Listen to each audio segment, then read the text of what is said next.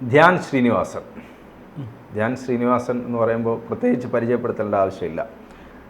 അദ്ദേഹത്തിന് എനിക്ക് ഭയങ്കര ഇഷ്ടമാണ്. അദ്ദേഹത്തിൻ്റെ ഇൻ്റർവ്യൂസും നല്ല രസകരമായ ഇൻ്റർവ്യൂസാണ്. എന്തും തുറന്നു പറയുന്ന ഒരു ചെറുപ്പക്കാരൻ. അതെല്ലാം നമുക്ക് ആസ്വദിക്കാൻ പറ്റും. അദ്ദേഹം അത് പറയുമ്പോൾ പണ്ട് ഇന്നസെൻ്റ് പറയുമായിരുന്നു, നയനാർ പറയുമായിരുന്നു, അതൊക്കെ നമ്മൾ ആസ്വദിക്കുമെന്ന് പറഞ്ഞ പോലെയാണ് ധ്യാൻ ശ്രീനിവാസൻ്റെ കാര്യം. ഷൈൻ ടോം ചാക്കോയെ പോലല്ല. പക്ഷേ ഈ ധ്യാൻ്റെ സിനിമകളിലേക്ക് വരുമ്പോഴാണ് അവിടെ നമുക്ക് ചില അഭിപ്രായ വ്യത്യാസങ്ങളുണ്ട്. ഒന്നിൽ അദ്ദേഹത്തിൻ്റെ സെലക്ഷൻ, അദ്ദേഹം കഥ കേൾക്കുന്നതിലോ അല്ലെങ്കിൽ അദ്ദേഹത്തെ ആരോ വഴിതെറ്റിക്കുകയാണെന്നാണ് എനിക്ക് തോന്നുന്നത്. കാരണം അദ്ദേഹത്തിൻ്റെ സിനിമകൾ ദിവസവും സിനിമ ഇറങ്ങുന്നുണ്ട്, എല്ലാ വെള്ളിയാഴ്ചയും സിനിമ ഇറങ്ങുന്നുണ്ട്. അതൊരു ഭാഗ്യമാണ് ഇത്രയും സിനിമ കിട്ടുക എന്ന് പറയുന്നത്. പക്ഷേ സിനിമയൊന്നും നിർമ്മാതാവിന് സാമ്പത്തികമായി ലാഭം ഉണ്ടാക്കി കൊടുക്കുന്നു, അല്ലെങ്കിൽ ഈ ഇൻ്റർവ്യൂ കാണുന്ന ആളുകൾ പോലും തിയേറ്ററിൽ പോയി അദ്ദേഹത്തിൻ്റെ സിനിമ കാണുന്നുണ്ടെന്ന് എനിക്ക് തോന്നുന്നില്ല. എൻ്റെ വ്യക്തിപരമായ അഭിപ്രായമാണ്. ശ്യാമിനത് അദ്ദേഹം 2013 തിരയിലൂടെയാണല്ലോ വരുന്നത്. തിര എന്ന് പറയുന്നത് അദ്ദേഹത്തിൻ്റെ സഹോദരൻ്റെ തന്നെ ചിത്രത്തിലൂടെയാണ് വരുന്നത്. പിന്നീട് അദ്ദേഹം ഗ്യാപ്പിട്ടാണ് സിനിമകൾ ചെയ്തിരുന്നത്. ഈ അടുത്ത കാലത്താണ് അദ്ദേഹത്തിന് ഈ കുഴപ്പം തുടങ്ങിയിരിക്കുന്നത്. ഇനി ഇറങ്ങിയതും ഫേസ് ഓഫ്, ഈ 2027 പടങ്ങളാണ്. പിന്നെ ഫേസ് ഓഫ്, സ്വർഗത്തിലെ കട്ടുറുമ്പ്, പാർട്ട്നേഴ്സ്, അയ്യർ ഇൻ അറേബ്യ, പിന്നെ മലയാളി ഫ്രം ഇന്ത്യ, ഈ രണ്ടും ഉണ്ട് കേട്ടോ. ഇറങ്ങാനുള്ളത് ഇറങ്ങിയതുമുണ്ട്. ബാഡ് ബോയ്സ്, സൂപ്പർ സിന്ദഗി, നടികൾ, പിന്നെ കോപ്പ് അങ്കിൾ, പിന്നെ വർഷങ്ങൾക്ക് ശേഷം, ആനന്ദ് ശ്രീബാല, ജോയ് ഫുൾ എൻജോയ്, പിന്നെ ജയിലർ. അത് ഞാൻ ശ്രദ്ധിച്ചായിരുന്നു. വിവാദമായി. കാരണം ഈ ജയിലർ വന്നപ്പോഴത്തേക്ക് രജനീകാന്തിന്റെ ജയിലറുടെ പേര് മാറ്റണമെന്നൊക്കെ പറഞ്ഞിട്ട് അങ്ങനെ ഒരു ലോഡ് സിനിമകൾ 2 വർഷം, അതായത് ആദ്യ കാലഘട്ടങ്ങളിൽ അദ്ദേഹം ഗ്യാപ്പ് എടുത്ത് ചെയ്തിട്ടുണ്ടെങ്കിൽ ഈ 2023 24 അദ്ദേഹം ചെയ്തിരിക്കുന്ന, ഇദ്ദേഹം പ്രേം നസീറിനോട് മത്സരിക്കാനുള്ള പരിപാടിയാണ്. അദ്ദേഹം ചെയ്ത നല്ല സിനിമകളാണ്. ഇപ്പോൾ ഇതിൽ ഇങ്ങോട്ട് നോക്കിക്കഴിഞ്ഞാൽ പിന്നെ ഈ 2020 കുറച്ച് കുറവുണ്ട്. അതിന് മുമ്പൊക്കെ സിനിമകൾ ഗ്യാപ്പിട്ട് ചെയ്തു വന്നിരുന്നതാണ്. ഇപ്പോൾ ഈ 23 24 ആയപ്പോഴത്തേക്ക് ഇദ്ദേഹം തൂത്തുവാരി പടങ്ങൾ ഇറക്കും. അതായത് എല്ലാ വെള്ളിയാഴ്ചയും പുള്ളി ദീപാവലി ആഘോഷിക്കുക. എല്ലാ വെള്ളിയാഴ്ചയും പുള്ളി ദീപാവലി ആഘോഷിച്ചു പടക്കം പൊട്ടിക്കുകയാണ്. പടങ്ങൾ ഇറങ്ങി പൊട്ടിച്ചുകൊണ്ടേയിരിക്കുക. ഇദ്ദേഹത്തിന്റെ ഇതിപ്പോൾ ആരെങ്കിലും പിടിച്ച് കുരുക്കിൽ പെടുത്തുന്നതാണോ എന്ന് ചോദിച്ചാൽ അല്ല. അദ്ദേഹം പറയുന്നത് എനിക്ക് കലയും കൊലയും ഒന്നുമില്ലെന്നാണ്. സിനിമ കേൾക്കുന്നു, കാശ് വാങ്ങിക്കുന്നു, ഞാൻ പടം ചെയ്യുന്നു. എന്റെ പടം പൊട്ടുന്നെങ്കിൽ എന്തിനാണ് എന്നെ തേടി വരുന്നത്? എന്നെ തേടി ഒരു ഡയറക്ടറും പ്രൊഡ്യൂസറും കൂടെ വരുന്നത് കൊണ്ടല്ലേ ഞാൻ സിനിമ ചെയ്യുന്നത് എന്നാണ് അദ്ദേഹം ഈ പറയുന്ന നദികളിൽ സുന്ദരി യമുന എന്ന് പറഞ്ഞിട്ട് അദ്ദേഹത്തിന്റെ ഇടക്കാലഘട്ടത്തിൽ ഒരു പടം ഇറങ്ങിയിരുന്നു. അതിന്റെ അഭിമുഖത്തിൽ അദ്ദേഹം പറഞ്ഞ ഒരു കാര്യം, ഒരിക്കൽ ശ്രീകണ്ഠൻ നായർ സാർ അദ്ദേഹത്തിന്റെ പറഞ്ഞു, നിങ്ങളുടെ സിനിമകളെക്കാൾ കൂടുതൽ ആളുകൾ നിങ്ങളുടെ ഇന്റർവ്യൂ കാണാനാണ് ഉള്ളതെന്ന് സാറ് പറഞ്ഞു. അപ്പോൾ അത് അദ്ദേഹത്തെ തമാശയായിട്ട് തന്നെ എടുത്ത്, ശരിയാണ്, ഞാൻ എൻ്റെ ഇൻ്റർവ്യൂ കാണുന്നത് ഞാനത് പിന്നെ ആഘോഷിക്കുന്ന രീതിയിലാണ് അദ്ദേഹം സാറിന് മറുപടി നൽകിയത്. അദ്ദേഹത്തെ ആരെങ്കിലും വിമർശിച്ചാലും അദ്ദേഹം ആ തമാശയായിട്ട് അങ്ങ് എടുക്കത്തേ ഉള്ളൂ, അത്രേ ഉള്ളൂ. നമ്മുടെ ജോയ് മാത്യു ആണ് എൻ്റെ രാഷ്ട്രീയ ഗുരു എന്നൊക്കെ പറഞ്ഞിട്ടുണ്ട്. ജോയ് മാത്യു ആണ് എൻ്റെ രാഷ്ട്രീയ ഗുരു എന്നൊക്കെയുള്ള കാര്യങ്ങൾ ഇദ്ദേഹം പറഞ്ഞിട്ടുണ്ട്. ഇപ്പോൾ തൂത്തുവാരി പടങ്ങൾ ഇങ്ങനെ പൊട്ടിച്ചുകൊണ്ടേയിരിക്കുകയാണ് പടങ്ങൾ. പക്ഷേ എനിക്ക് മനസ്സിലാകാത്തത് ഇതിൻ്റെയൊക്കെ പ്രൊഡ്യൂസർമാർ ഇത് എങ്ങനെ സാമ്പത്തിക നേട്ടം ഉണ്ടാക്കും? ഇതെന്താണ് ഇതിനകത്ത് നടന്നുകൊണ്ടിരിക്കുന്നതെന്ന് മനസ്സിലാവുന്നില്ല. ഇത് തൂത്തുവാരി ഇപ്പം 2023 പൊട്ടിയ പടങ്ങളുടെ കണക്കെടുത്താൽ നല്ലൊരു ഭാഗം ഇദ്ദേഹത്തിൻ്റെയാണ്, ധ്യാന്റെ പടങ്ങളാണ്. കുറച്ച് പടങ്ങളെ വിജയിച്ചുള്ളൂ. ആ കൂടുതൽ ഭാഗവും പൊട്ടിയ പടങ്ങളുടെ കണക്കെടുത്ത് നോക്കുവാൻ ആ കണക്കിനകത്തുള്ളതെല്ലാം ഈ പറയുന്ന പോലെ ഇദ്ദേഹത്തിന്റെ സിനിമകളാണ്. ഞാൻ നേരത്തെ പറഞ്ഞ പോലെ ധ്യാനോട് നമുക്ക് ഇഷ്ടക്കുറവൊന്നുമില്ല. ധ്യാനെ ഭയങ്കര ഇഷ്ടമാണ്. പക്ഷെ ധ്യാനിന്റെ സിനിമയോട് ഇഷ്ടമില്ല. ധ്യാന്റെ സിനിമയോട് പിന്നെ ഈ 2023 ഇറങ്ങിയ പടമാണ്. അത് ഞാനും അറിഞ്ഞില്ല കേട്ടോ. ചീന ട്രോഫി എനിക്ക് ഓർമ്മയുണ്ട്. അതെനിക്ക് ഓർമ്മയുണ്ട്. Callipers of billionaires 2023. പിന്നെ അച്ഛനൊരു വാഴ വെച്ചു. ഇതൊക്കെ എപ്പോൾ ഇറങ്ങിയെന്നൊന്നും എനിക്കറിയില്ല. പടം ഉണ്ട് എന്നാണ് പറയുന്നത്. അദ്ദേഹത്തിന്റെ ഇതിനകത്ത് തന്നെ ജീവചരിത്രത്തിൽ കിടക്കുന്ന സാധനമാണ് അതൊക്കെ. പിന്നെ നദികളിൽ സുന്ദരി യമുന അതറിയാതെ, അതാണ് നേരത്തെ ഞാൻ പറഞ്ഞത്. അതിര്, ജാനകി ജാനി, ബുള്ളറ്റ് ഡയറീസ്, ആപ് കൈസേ ഹോ, ഇങ്ങനെ പോവുകയാണ്. വലിയ കണക്കാണിത്. വലിയ ദീപാവലിയാണിത്. വലിയൊരു ദീപാവലി ആഘോഷമാണ് ഇദ്ദേഹം. ഉത്തരേന്ത്യയിലെ ദീപാവലി പോലല്ല ഇവിടെ. ഉത്തരേന്ത്യയിലെ ദീപാവലി പോലൊന്നുമല്ല. 2023 മുതൽ 24 ഇദ്ദേഹം നടത്തിയ ദീപാവലി എന്ന് വെച്ച് കഴിഞ്ഞാൽ ഒരു വർഷം അദ്ദേഹം 2 വർഷങ്ങളിലായിട്ട് അദ്ദേഹം ദീപാവലി ആഘോഷിച്ചിരിക്കുന്ന പടം എണ്ണം എടുത്തു കഴിഞ്ഞാൽ വലിയ കണക്ക് കൊടുക്കേണ്ടി വരും. മൊത്തം അദ്ദേഹത്തിന്റെ പേരിൽ 45 പടങ്ങൾ പറയുന്നുണ്ട്. 45 പടങ്ങൾ ഇതുവരെ അദ്ദേഹത്തിന്റെ പേരിൽ പറയുന്നുണ്ട്. അദ്ദേഹം ആരംഭിച്ച കണക്കെടുക്കുകയാണെങ്കിൽ ആരംഭ കാലഘട്ടത്തിൽ തിര വരുന്നത് 2023-ൽ, കുഞ്ഞിരാമായണം പിന്നെ രണ്ടാമത്തെ അദ്ദേഹത്തിന്റെ പടം വരുന്നത് 2015-ലാണ്. കുഞ്ഞിരാമായണം ഹിറ്റായ പടമാണ്, നല്ല പടമായിരുന്നു. അടി കപ്പിയാരെ കൂട്ടമണി വലിയ കുഴപ്പമില്ലായിരുന്നു. പിന്നെ അദ്ദേഹം 2016-ലുള്ള ഒരേ മുഖവും, പിന്നെ 2016-ലൊക്കെ അദ്ദേഹം 2 പടങ്ങളെ ചെയ്തിട്ടുള്ളൂ.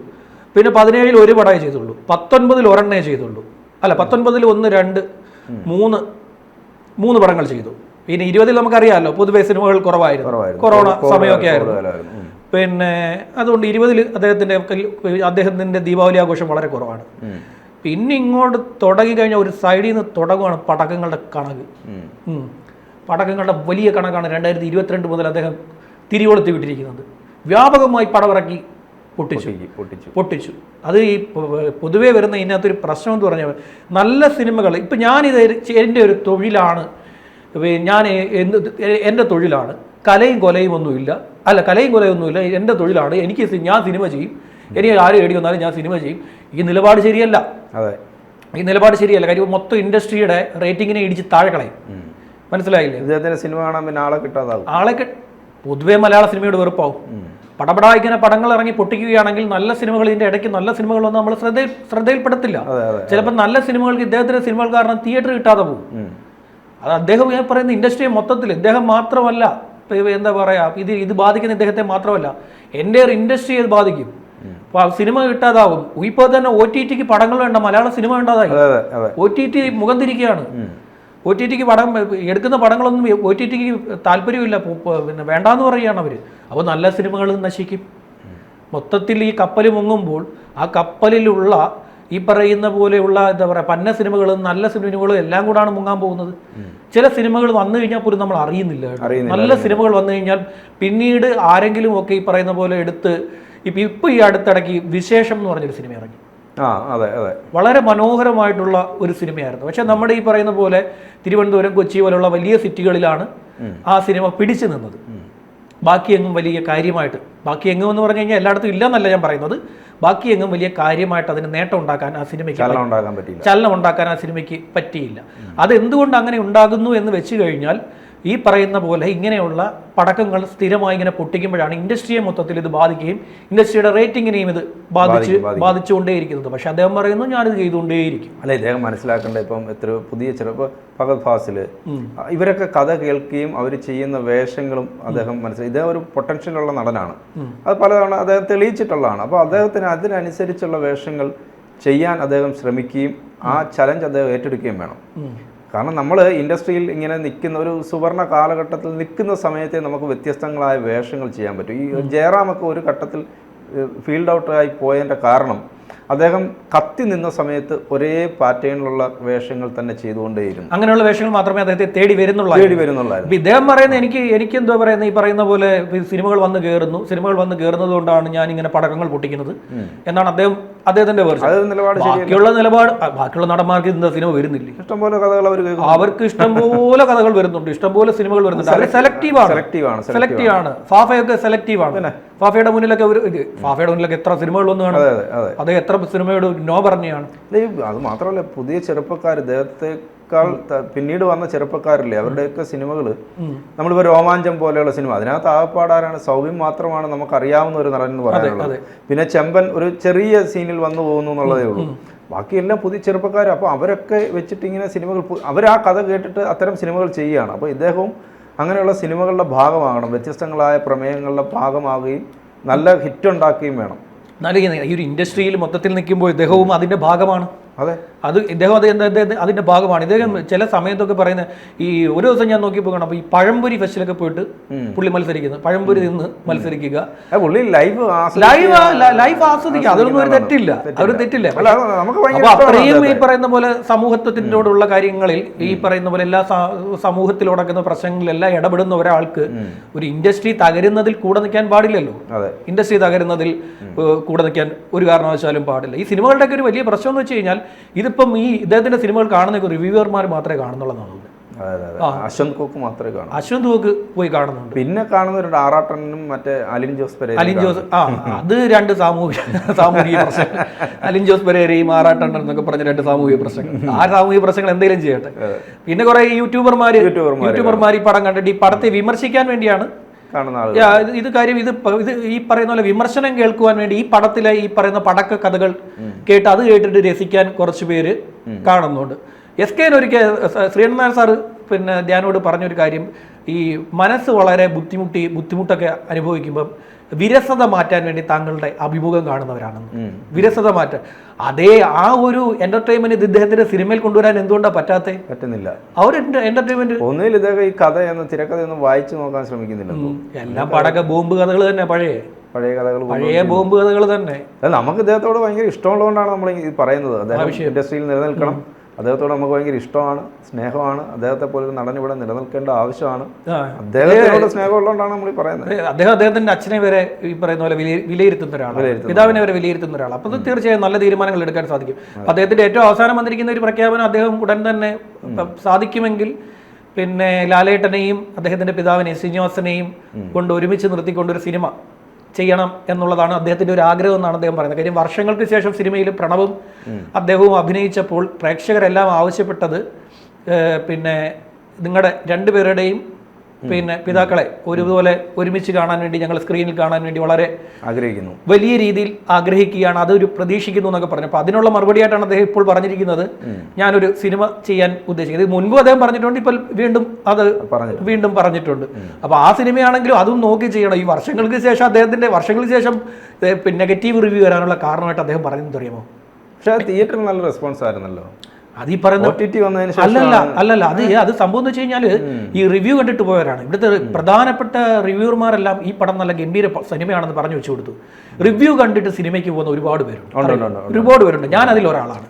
അല്ല, ഈ പലപ്പോഴും ഈ റിവ്യൂ കണ്ടിട്ട് എനിക്ക് രണ്ട് സിനിമ അങ്ങനെ അബദ്ധം പറ്റി. അതായത് നല്ല പടങ്ങളായിരുന്നു രണ്ടും, സിനിമയുടെ പേര് ഞാൻ പറയുന്നില്ല. പക്ഷേ ഈ നെഗറ്റീവ് റിവ്യൂസ് ആണ്. ഇവിടുത്തെ വലിയ റിവ്യൂ ചെയ്യുന്ന രണ്ടുപേരും നെഗറ്റീവ് റിവ്യൂസ് കൊടുത്തു. പക്ഷെ ഞാൻ പോയി പടം കണ്ടപ്പോൾ ആ റിവ്യൂവിൽ പറഞ്ഞതല്ല ഗംഭീര പടങ്ങൾ. റിവ്യൂസ് പലപ്പോഴും പറയുന്നത് വിശ്വസിക്കാൻ നമുക്ക് ഇവന്മാർക്കൊക്കെ അജണ്ടയുണ്ട്. അജണ്ട ഇല്ലാത്ത ആരാ ഇവിടെ ഉള്ളത്? ഇവന്മാർക്കൊക്കെ അജണ്ടയുണ്ട്. ഇവന്മാർ പൈസ മേടിച്ചിട്ടാണ് ഇവന്മാർ പിന്നെ ഇത് ചെയ്യുകയും ചെയ്യുന്നത്. ഇദ്ദേഹം പറഞ്ഞത് ഈ പറയുന്ന പോലെ അതൊരു ഇമോഷണൽ ടച്ചുള്ള പടമാണ്, സിനിമയാണ്. അതുകൊണ്ട് അത് OTT-യിലും TV-യിലും ഒക്കെ വന്ന് കണ്ടു കഴിഞ്ഞാൽ ഈ പറയുന്ന പോലെ ആളുകൾക്ക് ലാഗ് അടിക്കുന്നത് ഒന്നുമല്ല, അത് ലാഗാണ് ആ പടം. ആ സിനിമ ലാഗാണ്. ആ സിനിമ ലാഗാണെന്ന് നല്ല വൃത്തിയായിട്ട് അത് കണ്ടവർക്ക്, ഞാൻ തിയേറ്ററിൽ പോയി ഇരുന്ന് കണ്ട സിനിമയാണ്. അപ്പോൾ ഞാൻ തിയേറ്ററിൽ നിന്ന് കണ്ടപ്പോൾ എനിക്കത് നന്നായിട്ട് മനസ്സിലായ സാധനമാണ്. മാത്രമല്ല ഇത് ക്രിഞ്ചും ക്ലീശയുമാണ് ആ പടം. അത് അത്രയും ക്ലീശയും ക്രിഞ്ചും കൊണ്ടുവന്ന് വെച്ച് കഴിഞ്ഞാൽ ഇപ്പോഴത്തെ സിനിമയിൽ അത് പിന്നെ എന്താ പറയുക, പഴയ കാലത്ത് ഇറങ്ങി ഹിറ്റായ സിനിമകൾ പോലും ഇപ്പോൾ കൊണ്ടുവന്നിട്ട് കഴിഞ്ഞാൽ വിജയിക്കുമോ? ഇല്ല. ഇപ്പോൾ കൊണ്ടുവന്നാൽ വിജയിക്കില്ല. ഇപ്പോൾ ഒരു വലിയ പ്രശ്നം ഒരു സൈഡിൽ നടന്നുകൊണ്ടിരിക്കുന്ന എല്ലാ റിലീസ് ചെയ്തുകൊണ്ടിരിക്കുക, എല്ലാ സിനിമയും എടുത്തുകൊണ്ട് വന്നുകൊണ്ടിരിക്കുക. അപ്പോൾ അതൊക്കെ പക്ഷേ നേട്ടം ഉണ്ടാക്കുന്നതെന്ന് പറയുകയും ചെയ്യുന്നുണ്ട്. നേട്ടം ഉണ്ടാക്കുന്നതാണോ ഇനി ഈ പറയുന്ന പോലെ ഇല്ലാത്തൊരു കഥ തട്ടി വിടുന്നതാണോ എന്നറിയില്ല. പക്ഷെ സ്പടികം പറഞ്ഞത് കറക്റ്റാണ്, അവർക്ക് ക്യാഷ് കിട്ടിയിട്ടുണ്ട്. സ്പടികം 4K വന്നപ്പോഴത്തേക്ക് അവർക്ക് പൈസ കിട്ടിയിട്ടുണ്ട്.